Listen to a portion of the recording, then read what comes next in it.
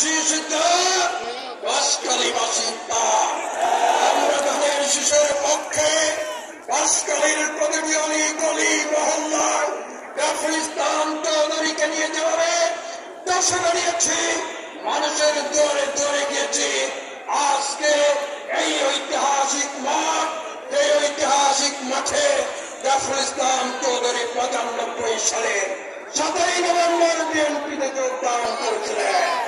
এই ঐতিহাসিক মাঠ ২০২২ সালে রাজকীয় বিদায় বাঁশখালীবাসী জাফর ইসলাম চৌধুরীকে ৯ই নভেম্বর এই ঐতিহাসিক মাঠে দিয়েছিলেন।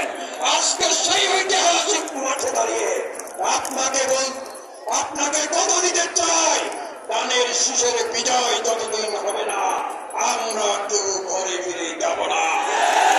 জাফর ইসলাম চৌধুরীর বিদায়ী আত্মার বাকফেরাত কামনা করে বাঁশখালীবাসীকে সংগ্রামী শুভেচ্ছা জানিয়ে আমার বক্তব্য শেষ করছি।